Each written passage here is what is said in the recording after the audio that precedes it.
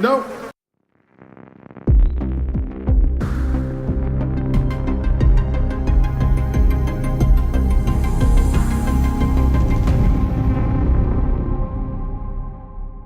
Although the Cabrini Green housing projects have been gentrified into high-end condos, the legend of the Candyman lives on. When Anthony, a creatively stifled artist, becomes obsessed with the legend of Candyman, his creative juices begin to flow anew, as does Bloodshed from a series of Candyman-esque slayings.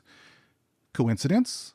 Now, I have to admit, I had a lot of concerns about this spiritual sequel to 1992's Candyman, because I love that movie. The doomy atmosphere, the palpable sense of dread, the brilliant score from Philip Glass, the enigmatic performance of Tony Todd. It's a classic in my book. My biggest concern with this spiritual sequel, and it's just dawned on me how much I hate that term, spiritual sequel. Anyway, I was concerned about how respectful this film would be to the original Candyman and to Tony Todd's performance. According to the new film, co-written by Jordan Peele, Nia DaCosta, and Wynn Rosenfeld, Daniel Robitaille wasn't the Candyman. He was a Candyman. I get the thought process behind this decision, and it works perfectly within the context of the story, but it is what it is. The new Candyman is ultimately respectful to the 1992 film and its fans, which I think is cool. However, in my book, there's only one Candyman, and that's Tony Todd. Aside from that gripe, the first 2/3 of Candyman 2021 had me hooked.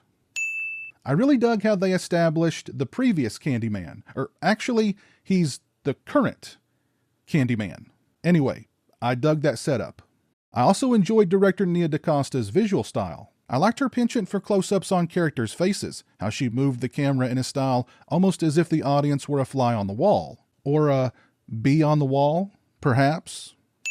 Even her static shots were really well framed and expressive. I liked the performance of Yahya Abdul-Mateen II as Anthony. His performance and just overall likability did far more to flesh out and endear that character than anything in the script. Teyana Parris delivers a strong performance as Anthony's upwardly mobile live-in girlfriend. She's given an interesting backstory, having been the daughter of a troubled artist, and now she's involved romantically with a troubled artist. I wish they would have given her more to do in the way of fighting tooth and nail for Anthony so that he doesn't share the same fate as her father. And her father's fate, which we witness with her as a child through a flashback, is pretty grim. While the new Candyman isn't quite as atmospheric or dread-filled as the 1992 film, it does have its own sense of lingering dread, a kind of slowly building unease that lets you know that things aren't going out on a happy note.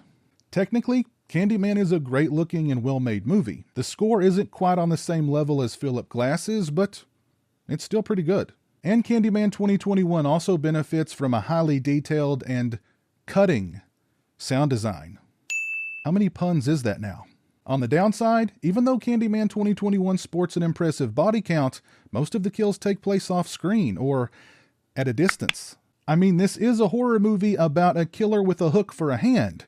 I want to see some bloodshed, and not CGI blood. There is an unnerving preponderance of CGI blood in this movie. I mean, you couldn't have whipped up a few buckets of actual, practical stage blood here? What, are we experiencing a Cairo syrup shortage because of the pandemic? And when we do get on-screen kills, the very first kills in the movie, as a matter of fact, they're ruined by pointless and just bad humor. A character has literally just witnessed his lover's throat cut right before him, CGI blood spraying like a sieve, and he's joking around.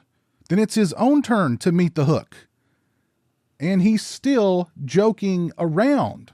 I get that he's supposed to be drunk or stoned or both, but watching your gal get her throat slit right in front of you, wouldn't that have at least somewhat of a sobering effect on you?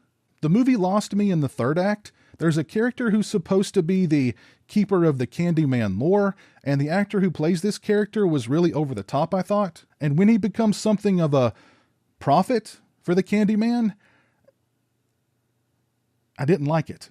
And what could have been a dramatic and gut-wrenching death-turned-bloody anti-hero resurrection was all done entirely off-screen. Still, I found Nia DaCosta's Candyman to be an entertaining and, frankly, much better movie than I was expecting. It's not a masterpiece by any stretch, and it's certainly not a new horror classic, but it's worth your time. Now say his name. Oh, and the shadow puppet stuff that you saw in the trailers is done really well in the movie and during the closing credits. If you've seen Candyman 2021, please let me know your thoughts on the film down in the comments section below. If you like this video, please leave it a thumbs up and share it on social media. If you're not following me on social media, those links are in the description. As always, thanks so much for watching. I really appreciate it. Take care, and until next time, peace. A huge shout out to all my patrons and channel members. I appreciate your generosity and support of my channel. Become a patron today and join me for exclusive live streams, get early access to videos, and have a say in what movies I review on my channel. Become a channel member and get access to exclusive badges and emotes to use when I stream. Links are in the description.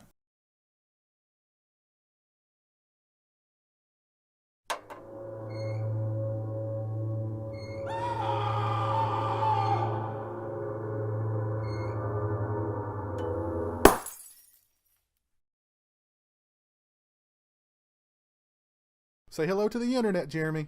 Hello to the internet.